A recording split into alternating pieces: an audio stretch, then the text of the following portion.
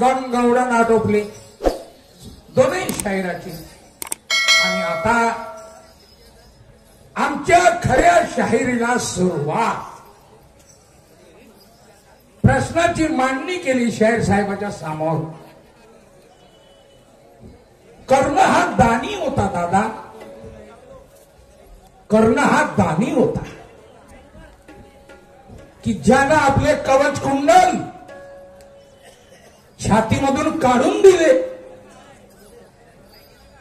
पण आणि त्याला कोणी त्याच्याजवळ काही मागायला आलं तर तो सर्वच काही हिरे मोती चांदी सोनं सगळे वाटत होता। पुण्यवान माणूस असूनही त्याचं पुण्य कसं नष्ट झालं, त्याचं दान धर्म कसं नष्ट झालं, त्याचं कारण सांगा आणि कोणत्या ठिकाणी, अशी मांडणी केली होती शाहीर बुधाजी। तुम्हाला काय उत्तर दिलं आमच्या शाहीर साहेबांना? कुंती आणि कर्णाची भेट झाली। कुंतीनं म्हटलं कर्णाला, जसे माझे 5 पांडव आहे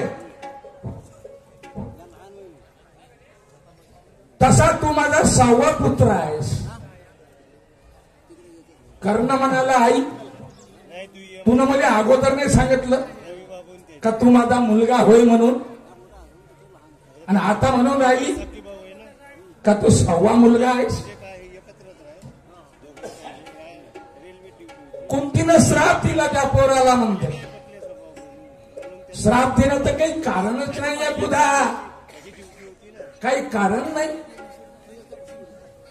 असं काय वादविवाद केला बा त्या कर्णानं आई बरोबर? त्या आईचं काय वाईट केलं कर्णानं? अरे खोट तर ते त्याची आई बोलली कुंती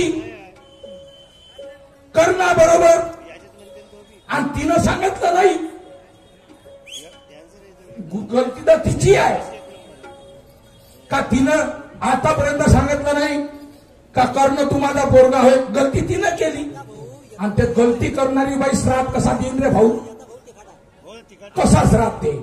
विचार कर थोडासा, आपल्या बुद्धीचा विकास कर बुधा। बुधा तुला जुडवा जुडवी करताच नाहीये, तू काही नाही उचलली जीवन लावली टाळूले, अशासारखी तुझी गोष्ट आहे भाऊ बुधा। जमवता नाही येत तुला, काही हरकत नाही। माझ्या प्रश्नाचं उत्तर मी देतो दादा। जेव्हा महाभारताच्या लढाईमध्ये अभिमन्यू हा चक्रव्यूहामध्ये फसला आणि त्या अभिमन्यूला मारलं, खूप मारायला लागले, कोणी लातावरी, कोणी हातावरी, कोणी कशाने, कोणी कशाने। अभिमन्यूला वाटलं का मी आता मरणार। कर्ण तिथंच उभा होता, कर्ण तिथंच उभा होता। अभिमन्यू काय म्हणे कर्णाला, थोडस पाणी पाज म्हणे, थोडस पाणी पाज। पण कर्ण त्याले पाणी नाही पाजू शकला, मरता खेपी कर्ण त्याले पाणी नाही पाजू शकला। म्हणून त्या कर्णाचं सगळं नष्ट झालं, सगळ्या ठिकाणी दान केलं त्यानं, सगळ्या ठिकाणी, पण हे पाण्याचं दान तो करू नाही शकला, पाण्याचं दान नाही करू शकला, पाणी नाही पाजू शकला। म्हणून त्याचं सगळं पुण्य आणि सगळं दान धर्म त्याचं नष्ट झालं, असं त्याचं उत्तर आहे बुधाची शाहीर। आता तुम्ही एक प्रश्न विचारला, गुरु वशिष्ठ, वशिष्ठ ऋषीचं मंदिर कोण्या ठिकाणी आहे? कोण्या ठिकाणी आहे? भारतात कोण्या ठिकाणी आहे? सगळे ऋषीचे मंदिर आहे बुधाली, सगळे ऋषीचे मंदिर आहेत। आणि वशिष्ठ ऋषीचं मंदिर प्रयागराज तिथं आहे. प्रयागराजला त्या ठिकाणी वशिष्ठ ऋषीचं मंदिर. विचारून घेता कोण आले, नाही तर मग जाऊन पाहिजा, कदाचित टूरवर गेले तर स्वतः डोळ्याने पाहून घेता आपल्यावाले.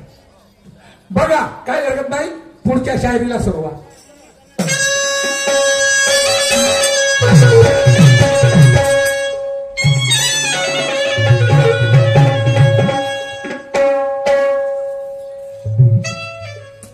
बांधवांनो, दोस्तों, मेरे भाइयों, बहुत दिनों के बाद हमारा यार मिला है.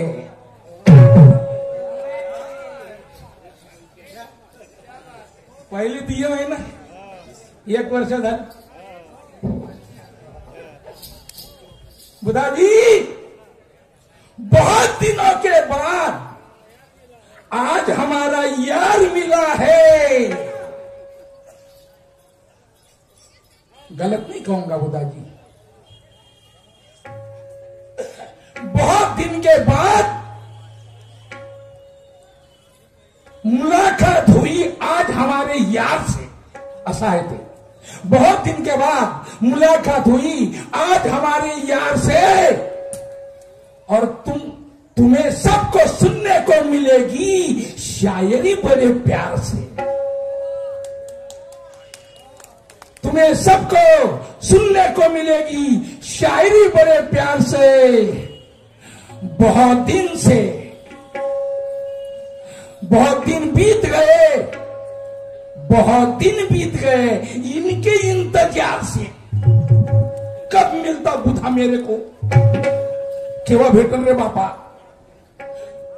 बहुत दिन बीत गए इनके इंतजार से, और आज खुशियां रंग लाएगी ज्ञान की बौछार से.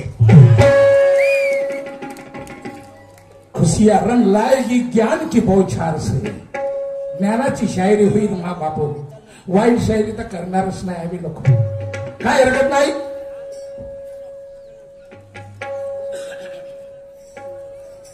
आज है सामना शाहिर बुधाजी के साथ में.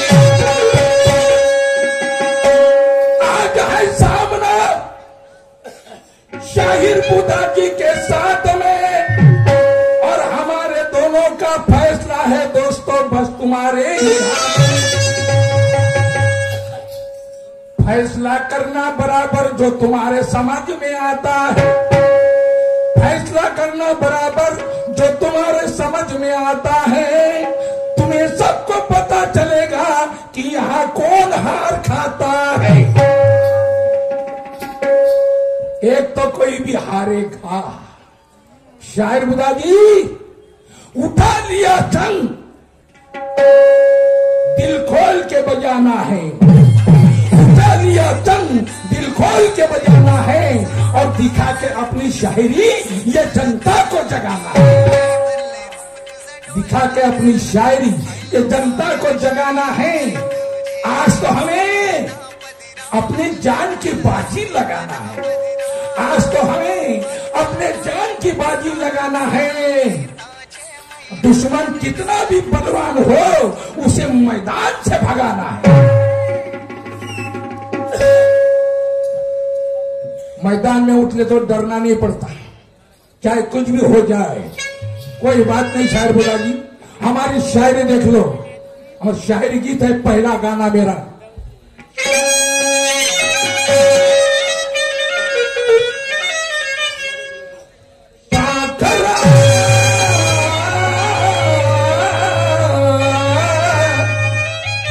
आजाद के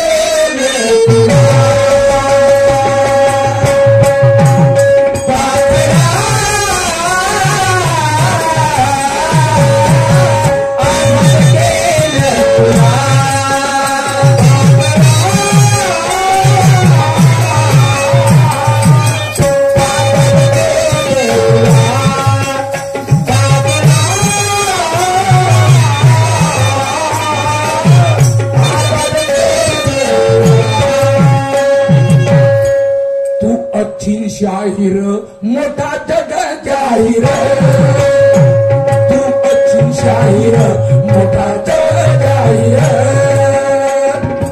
आज माझा प्रश्न तू करशील खुला आज माझा प्रश्न तू करशील खुला शाहिरा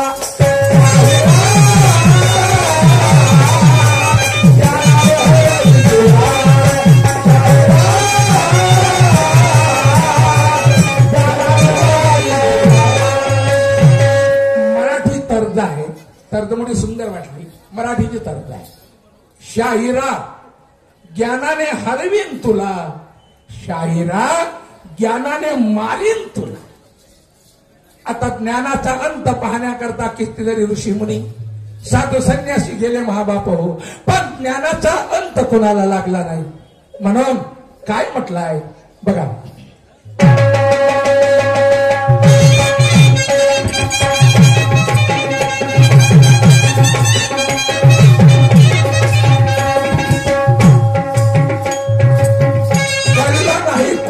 ज्ञानाचा अंत कळलं नाही कुणाला ज्ञानाचा अंत अंत पाहण्या गेले किती साधू आणि संत